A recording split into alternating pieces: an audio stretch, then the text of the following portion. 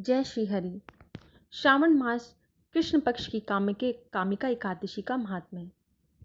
युधिष्ठिर जी ने पूछा, गोविंद वासुदेव, आपको नमस्कार है। श्रावण के कृष्ण पक्ष में कौन सी एकादशी होती है, उसका वर्णन कीजिए। भगवान श्री कृष्ण बोले, राजन सुनो, मैं तुम्हें एक पाप नाशक उपाख्यान सुनाता हूँ, जिसे पूर्व काल में ब्रह्मा जी ने नारद जी के पूछने पर कहा था। नारद जी ने प्रश्न किया, भगवान कमलासन, मैं आपसे यह सुनना चाहता हूँ कि श्रावण के कृष्ण पक्ष में जो एकादशी होती है उसका क्या नाम है, उसके कौन से देवता हैं तथा उससे कौन सा पुण्य होता है। प्रभु, यह सब बताइए। ब्रह्मा जी ने कहा, नारद सुनो, मैं संपूर्ण लोकों के हित की इच्छा से तुम्हारे प्रश्न का उत्तर दे रहा हूँ। श्रावण मास में जो एक कृष्ण पक्ष की एकादशी होती है उसका नाम कामिका है। उसके स्मरण मात्र से वाजपेयी यज्ञ का फल मिलता है।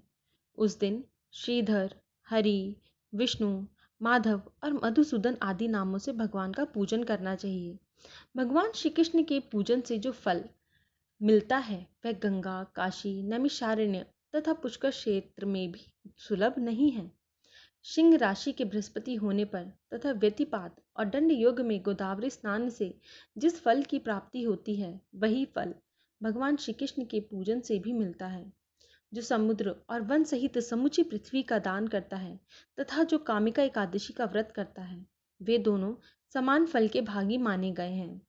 जो ब्याई हुई गाय को अन्यान्य सामग्रियों सहित दान करता है, उस मनुष्य को जिस फल की प्राप्ति होती है वही कामिका का व्रत करने वाले को मिलता है।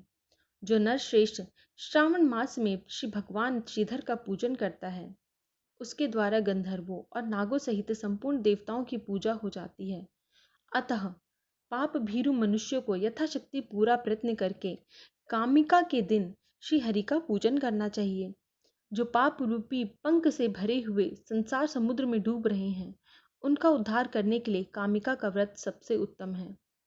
अध्यात्म विद्या परायण पुरुषों को जिस फल की प्राप्ति होती है उससे बहुत अधिक फल कामिका व्रत का सेवन करने वालों को मिलता है। कामिका का व्रत करने वाला मनुष्य रात्रि में जागरण करके ना तो कभी भयंकर यमराज का दर्शन करता है और ना कभी दुर्गति में ही पड़ता है।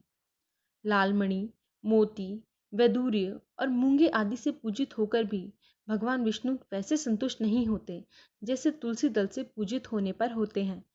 जिसने तुलसी की मंजरियों से श्री केशव का पूजन कर लिया, उसके जन्म भर का पाप निश्चय ही नष्ट हो जाता है। जो दर्शन करने पर सारे पाप समुदाय का नाश कर देती है, स्पर्श करने पर शरीर को पवित्र बनाती है, प्रणाम करने पर रोगों का निवारण करती है, जल से सींचने पर यमराज को भी भय पहुंचाती है, आरोपित करने पर भगवान श्री कृष्ण के समीप ले जाती है और भगवान के चरणों में चढ़ाने पर मोक्ष रूपी फल प्रदान करती है, उस तुलसी देवी को नमस्कार है। जो मनुष्य एकादशी को दिन रात दीप दान करता है, उसके पुण्य की संख्या चित्रगुप्त भी नहीं जानते। एकादशी के दिन भगवान श्री कृष्ण के सम्मुख जिसका दीपक जलता है, उसके पितृ स्वर्गलोक में स्थित होकर अमृत पान से तृप्त होते हैं। घी अथवा तिल के तेल से भगवान के सामने दीपक जलाकर मनुष्य देह त्याग के पश्चात करोड़ों दीपकों से पूजित हो स्वर्गलोक में जाता है। भगवान श्री कृष्ण कहते हैं, युधिष्ठिर, यह तुम्हारे सामने मैंने कामिका एकादशी की महिमा का वर्णन किया है। कामिका सब पातकों को हरने वाली है, अतः मानवों को इसका व्रत अवश्य करना चाहिए। यह स्वर्गलोक तथा महान पुण्यफल प्रदान करने वाली है। जो मनुष्य श्रद्धा के साथ इसका महात्म्य श्रवण करता है, वह सब पापों से मुक्त हो श्री विष्णु लोक में जाता है। जय श्री हरि।